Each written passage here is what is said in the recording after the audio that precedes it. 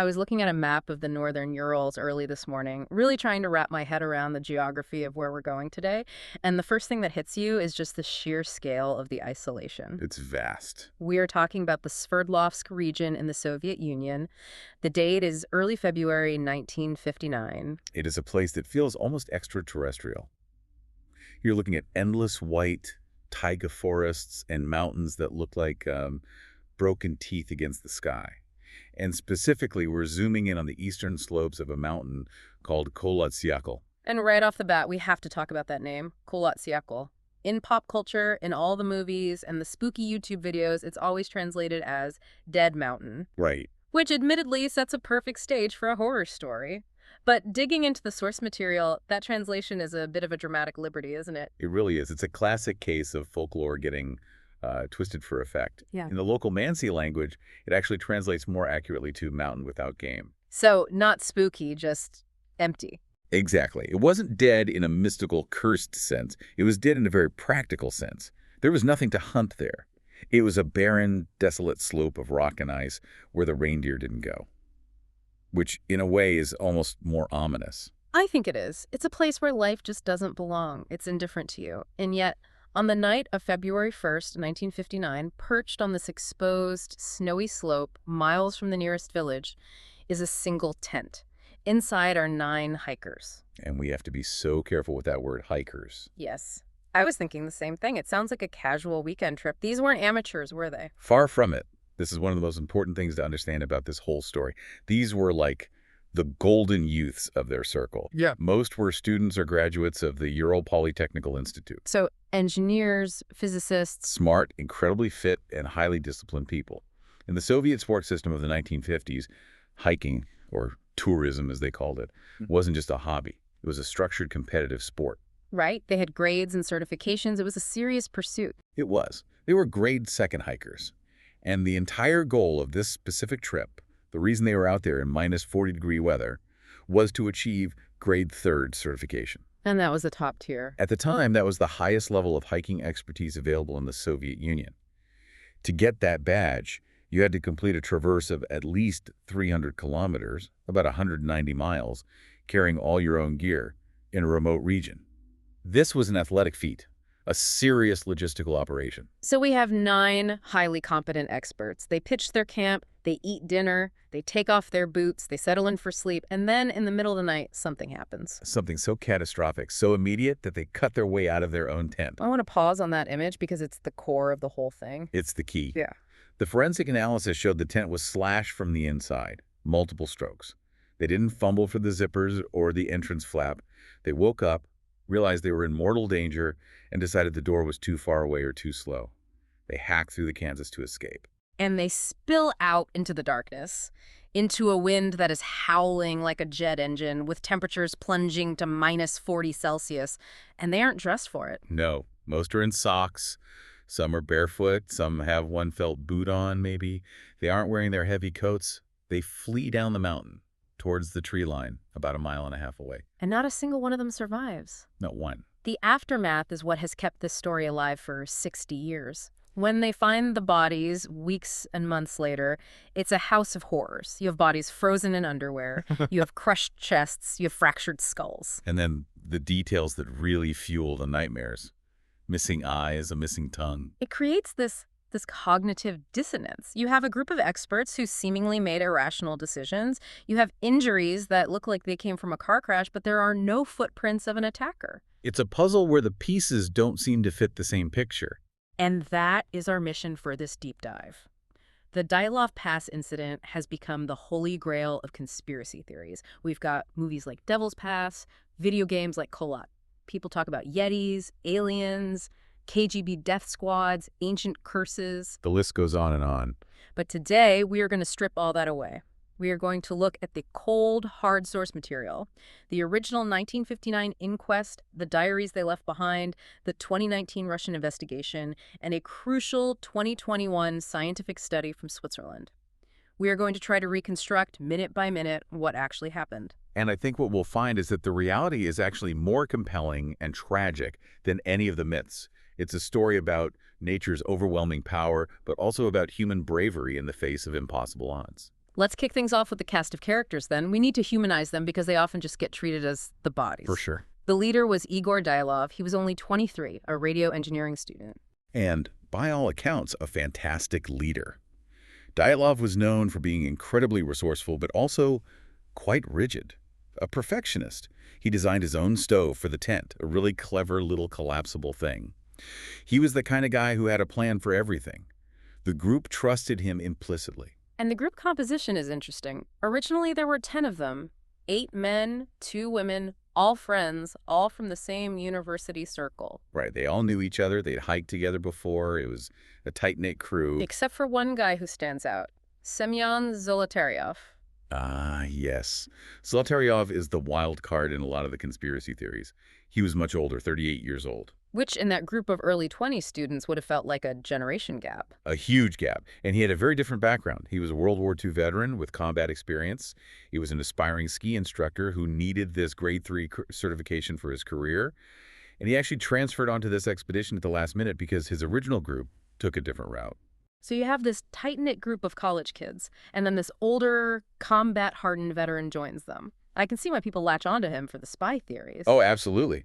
The theories are that he was KGB, that he was meeting a foreign agent, but the sources, the actual diaries, suggest he fit in quite well. Really? Yeah, the entries mention him teaching them new songs, being a good sport. There's no evidence of friction at all. He was just another expert hiker looking to get his credentials.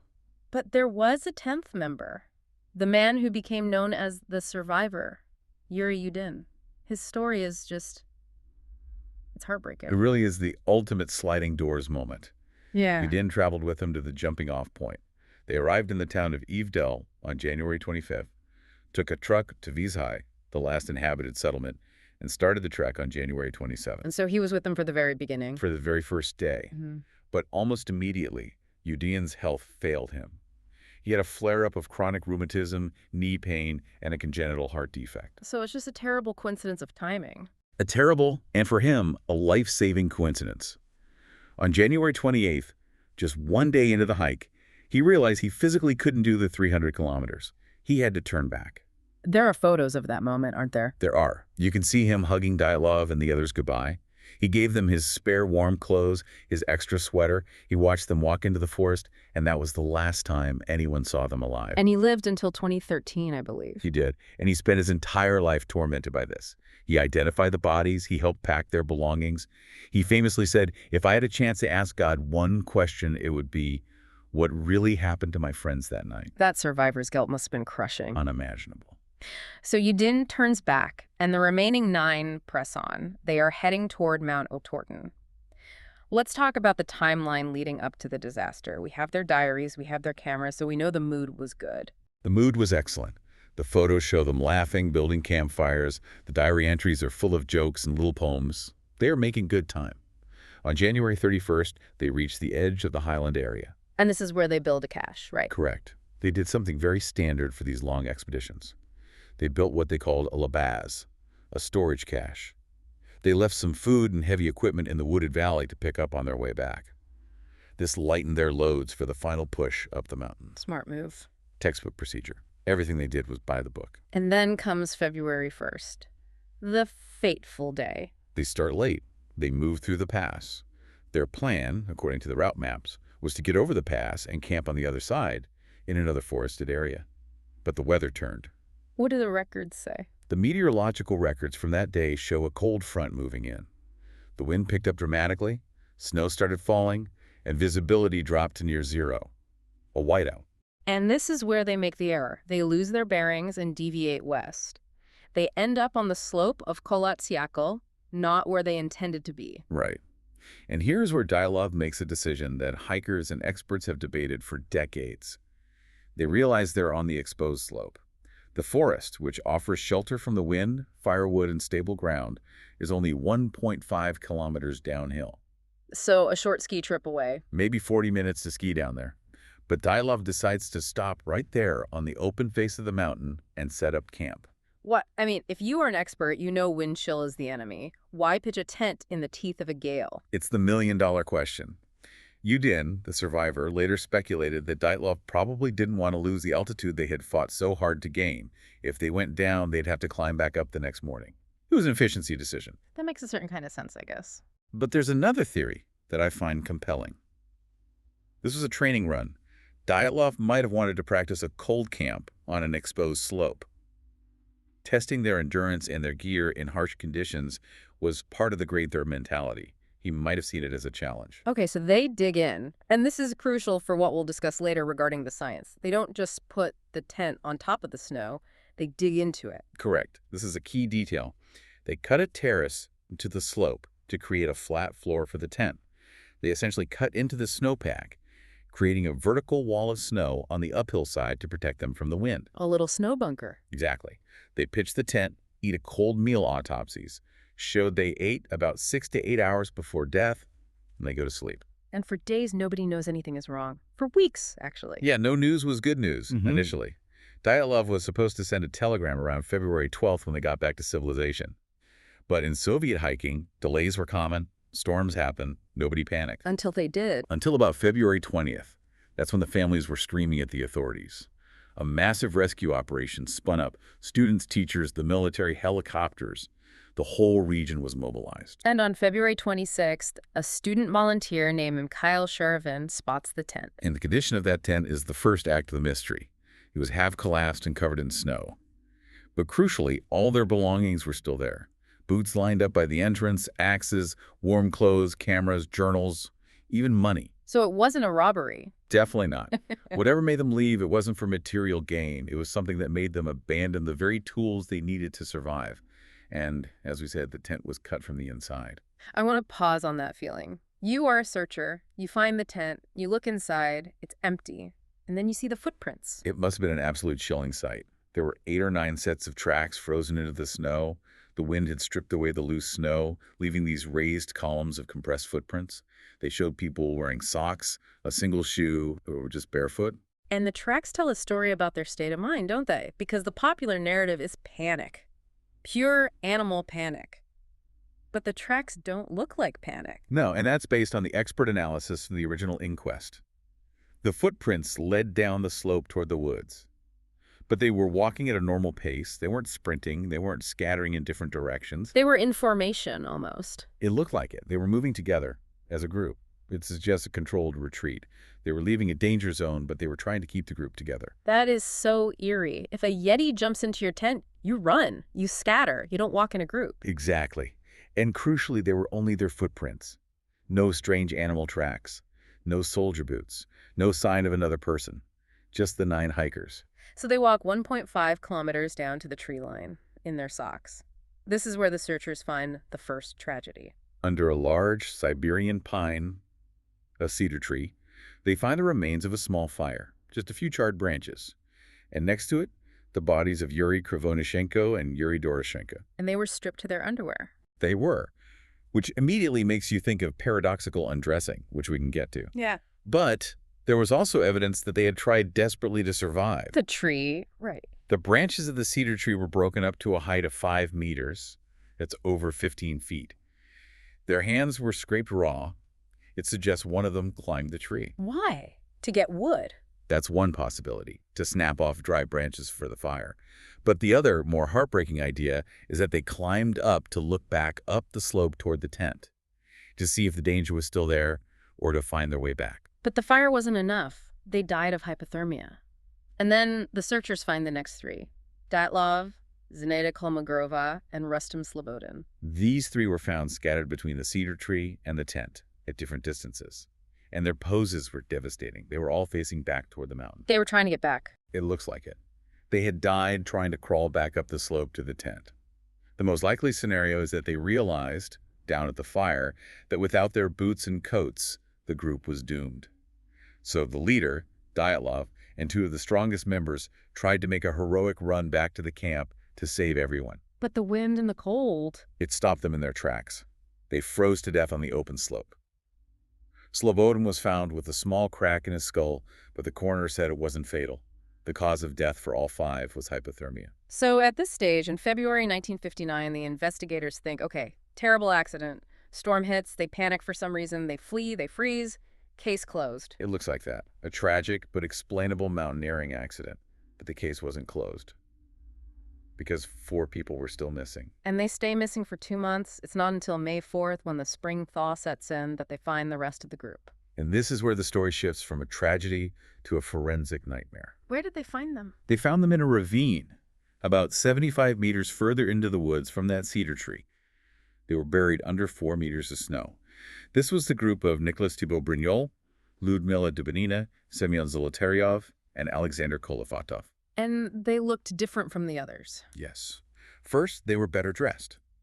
It appeared they had taken clothes from the bodies of the 2 Yuris at the fire. Dubinina had wrapped her feet in a piece of Krivonyshenko's burned trousers. It shows they were alive longer, thinking, trying to adapt. But the injuries. Let's talk about the injuries. The injuries were shocking.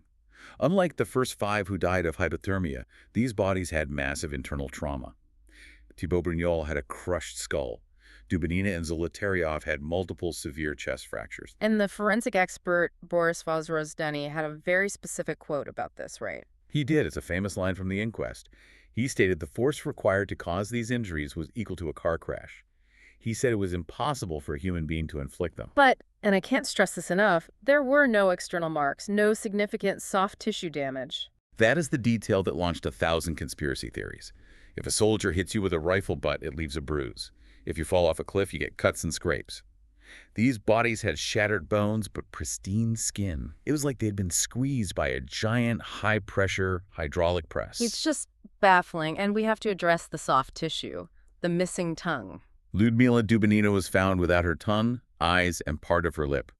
Zolotaryov was missing his eyeballs. This is usually the part where the internet screams cult ritual or alien trophy hunting, but we need to put on our pathologist hats. Is there a rational, if gruesome, explanation? There is. And it's grisly, but it's natural. These bodies lay in a ravine for 3 months. As the snow melted, they were essentially lying in a running stream of water. Water accelerates decomposition. And small scavengers, mice, foxes, even microorganisms, target the softest, most accessible parts first. The tongue and eyes are the first to go. So the coroner determined this happened after death. Yes, the official ruling was that these injuries happened post-mortem. It wasn't torture. It was the result of lying in a wet, wild environment for a quarter of a year. Okay, so we have a rational explanation for the missing tongue. But the 1959 investigation was still swimming in weird details. Let's talk about the orange skin. Ah, yes. Witnesses at the open casket funerals were horrified. They said the bodies looked deep brown, or orange, and some claimed the hair had turned gray. This led to theories about chemical weapons or radiation burns. Is there a scientific explanation for orange skin after being frozen? Absolutely. It's a form of mummification. When a body is exposed to extreme cold and wind for weeks, the skin dries out and darkens. It's essentially a severe form of freezer burn. The orange tint is a common discoloration in bodies recovered from snow after long periods. And the gray hair? That's usually a trick of the light or bleaching from the sun, not a sudden aging effect from terror. But there was radiation, right? I've seen the reports. Some clothes tested positive. Trace amounts, yes. But we have to look at the context. This wasn't a nuclear event. These were engineering and physics students in the Soviet Union at the height of the atomic age. They worked in labs. Krivonyshenko, one of the first 2 found, actually worked at a nuclear facility. So contamination from work. That's the most likely explanation. The pattern of radiation was spotty. It was on some clothes, not others. It's far more likely they contaminated their own clothes at work back in the city than encountered a radioactive bomb on the mountain. If a weapon had gone off, everything would be radioactive. The trees, the tent, the snow itself. And it wasn't. Okay, that makes sense. But then there are the fireballs, the orange spheres in the sky. This is the one loose end that even the lead investigator, Lev Ivanov, couldn't shake later in his life. Another hiking group, about 50 kilometers south of them, reported seeing strange glowing orbs in the sky that night. And this was confirmed. It was. The military confirmed they were launching R-7 intercontinental ballistic missiles from the Tyuratam range, which is now Baikonur Cosmodrome, around that time. So it was a rocket. It is very likely they saw a rocket launch, or the stage separation of a rocket in the upper atmosphere. In the pitch black of the Urals, with no light pollution, that would look spectacular and very strange. But it doesn't explain the injuries. Exactly. Seeing a light in the sky 50 miles away doesn't crush your chest. It might explain why they were looking at the sky or why they were uneasy, but it doesn't physically explain the trauma in the ravine. So the 1959 investigation looks at all this, the tent, the bodies, the lights, and they just give up. Essentially, yes. The official conclusion was that they died of a compelling natural force. It's a beautiful, poetic, and legally useless phrase. It basically meant something big killed them, we don't know what, case closed. And they locked the files away in a secret archive. Which brings us to the theories. Before we get to the modern solution that I think finally solves this, we have to respect the other ideas. Because for 60 years, smart people have been debating this. Let's look at the Mansi attack theory first. This was the police's first thought. The Mansis are the indigenous people of the region, reindeer herders. The initial theory was maybe the hikers trespassed on holy ground. But it fell apart quickly. Immediately. The Mansi were peaceful, they helped the searchers, and again, no footprints. And the injuries didn't match human weapons. You can't crush a skull like that without breaking the skin if you're using a club or an axe. What about military tests? That one seems to stick around. Parachute mines, maybe? That theory has some legs because parachute mines detonate in the air, creating a concussive blast. That could, in theory, cause internal injuries without shrapnel. It could also explain the orange spheres as flares. But the downside? No evidence. No shrapnel was ever found. No craters. The area was searched extensively, and a concussive blast that powerful would have likely killed them all instantly, or at least ruptured their eardrums. The autopsy reports don't mention that. Okay, so let's get into the more esoteric stuff, the infrasound theory. This was big a few years ago from the book Dead Mountain. Right. The idea is that the wind hitting the specific shape of the mountain created something called a Kármán vortex street, essentially a physical phenomenon that generates low-frequency sound waves, or infrasound. And infrasound can affect humans. It can. At the right frequency, it can cause nausea, anxiety, and a feeling of inexplicable terror, irrational panic. So the wind essentially drove them crazy. They felt this deep dread, couldn't figure out why, and just fled. It's a fascinating theory because it explains the sudden flight. If you are suddenly filled with inexplicable terror, you might cut the tent. But it fails to explain the physical trauma in the ravine. Panic doesn't break your ribs. The book attributes the injuries to a simple fall into the ravine, which most experts agree doesn't account for the severity. And then there is paradoxical undressing, which we touched on. And this is a real medical fact. We know it happens. In the final stages of hypothermia, your brain misfires. The nerves that keep your blood vessels constricted to save heat fail. Hot blood rushes from your core to your skin. And you feel like you're on fire. Exactly. You feel like you're burning up. So even though you are freezing to death, you strip off your clothes. This almost certainly explains why Krivonischenko and Doroshenko were found in their underwear. But it doesn't explain the whole picture. No, because it doesn't explain why the group in the ravine was adding clothes. They were taking pants and sweaters off their dead friends to survive. Yeah. That is a rational, desperate, calculated move. It contradicts the idea that they were all delirious from hypothermia at the same time. Okay, so we have pieces of the puzzle, but nothing fits perfectly. Until recently. In 2019, Russia reopened the investigation. And in 2021, two Swiss researchers, Alexander Puzrin and Johann Gaume, published a paper in Communications, Earth and Environment. And they focused on the one thing everyone had dismissed for 60 years, the avalanche. Right. For decades, the hiking community said it wasn't an avalanche. And they had good reasons. They did. The slope was less than 30 degrees, usually considered too shallow for a spontaneous avalanche. There was no massive debris field found weeks later. The tent was still partially standing. It didn't look like a movie avalanche where the whole mountain comes down. So what did Puzrin and Gaume find that everyone else missed? They didn't model a typical powder avalanche. They identified a very specific, very rare type of event called a slab avalanche. Okay. Break that down. What is the difference between a loose snow avalanche and a slab avalanche? Imagine a pile of sand on a tilted board. If you tilt it more, the grains tumble. That's a loose or powder avalanche. Now imagine a heavy book sitting on that same tilted board. It's solid. It stays there because of friction. But if you tap the board or add more weight, the whole book slides at once as a single unit. That's a slab. That is a slab. It's a cohesive block of snow, often packed hard by the wind, sitting on a weaker layer beneath it. And the hikers created the conditions for this, didn't they, when they set up the tent? Unknowingly, yes. This is the core of the new theory. Remember the cut they made in the slope to pitch the tent? They dug into the snowpack. Puzrin and Gaume used computer modeling, actually using animation code from the movie Frozen of all things, to show that by doing this, they essentially cut the legs off the snow block above them. They removed its support. But they cut the slope in the afternoon. The disaster happened hours later at night. If they cut the support, why didn't the book slide off the table immediately? This was the breakthrough in the 2021 study. It's a phenomenon called delayed fracture. The weather reports show that katabatic winds, heavy, cold air flowing down the mountain, were blowing that night, and they were strong. These winds were depositing more and more snow on the slope above the tent. So the load on the book is getting heavier minute by minute. Exactly. The stress is building up in that slab. The friction is holding, until it isn't. Sometime deep in the night, a crack propagates through the weak layer, and a block of hard, wind-packed snow releases. And it doesn't have to be a huge slide, right? It's not the whole mountain. That's the scary part. And that's what their model showed. It didn't need to tumble thousands of feet. It just needed to slide a few meters.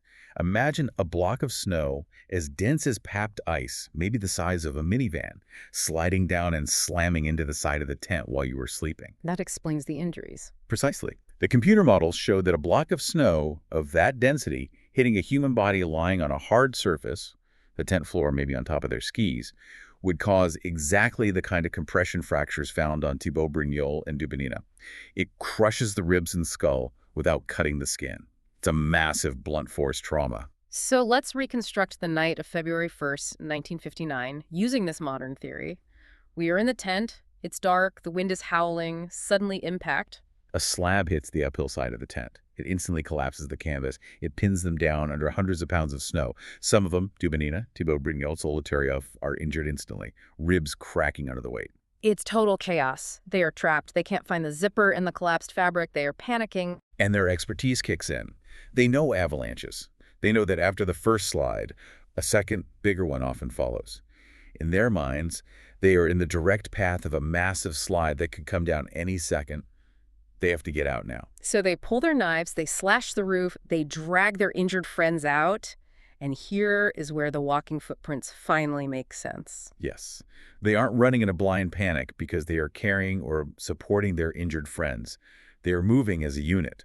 They are executing a retreat from the slope, which they now view as a death trap, to the forest, which represents safety. They get to the cedar tree. They manage to build a small fire, but it's -40. They are underdressed. Some are already badly hurt. The fire isn't enough. The two Yuris, Krivonyshenko and Doroshenko, die first. They are near the fire. The others, desperate, strip the clothes off the bodies to try and warm the injured who are still alive. Then Dyatlov, seeing the group is dying one by one, decides to try and get the gear. He, Kolmogorova, and Slobodin turn back to face the mountain. Which is an act of incredible heroism. They walked back into that hurricane-force wind, trying to save their friends, but they froze before they could reach the tent. And the last four, the ones with the worst injuries, they retreat further into the woods, into the ravine, trying to build a snow den for shelter. And that is where they died. The snow den likely collapsed on them, or they fell deeper into the ravine in the darkness, which would explain any additional trauma and why they were buried under 4 meters of snow by the spring. And the reason nobody found debris or a slide path weeks later. The winds. The 2019 Russian investigation concluded that the hurricane-force winds in that area would have filled in the slide path and swept away the evidence of a small slab within days, maybe even hours. By the time rescuers arrived almost a month later, the slope looked pristine again. It's so tragic, but it fits. It explains the cut tent, the lack of outside tracks, the specific internal injuries, the controlled retreat, the weird timeline. It removes the supernatural and replaces it with physics and bad luck. And in a way, that is harder for people to accept. We want it to be the KGB or aliens because that gives the story a villain, it gives it meaning.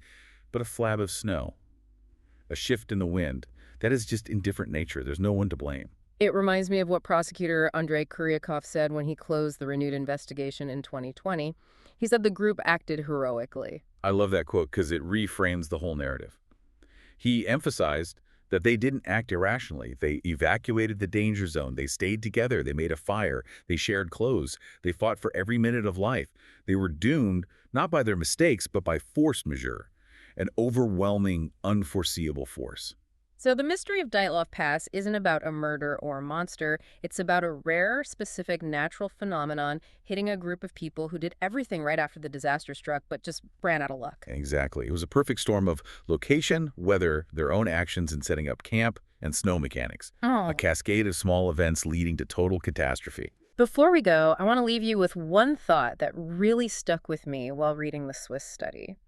It's a bit of an irony. What's that? The idea that their expertise, their grade 2, soon to be grade the 3rd status, might have been the very thing that sealed their fate. That is a profound point. Explain what you mean.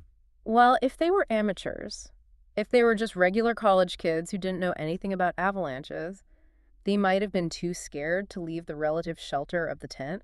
When the slab hit and stopped, they might have just huddled inside or tried to dig it out right there. And because the slab was small and there was no second larger avalanche coming, they might have survived. They would have been cold and maybe some were injured, but they would have had their sleeping bags, their stove, their boots. Exactly. But because they were experts, they knew the rules. And the number one rule is avalanche equals evacuation. You do not stay in the slide path. Their training, their knowledge, triggered the retreat down the mountain that ultimately exposed them to the unsurvivable cold. They did the right thing, according to the textbook. But the textbook didn't account for this specific freak event where staying put was the safer option. It really highlights the limits of human knowledge in the face of the wild. It's a haunting thought that sometimes knowing the danger is more dangerous than ignorance. And I think that is the true legacy of the Dyatlov group. They weren't victims of a monster or a conspiracy. They were brave, skilled young people who faced the absolute limit of the elements and fought back with everything they had.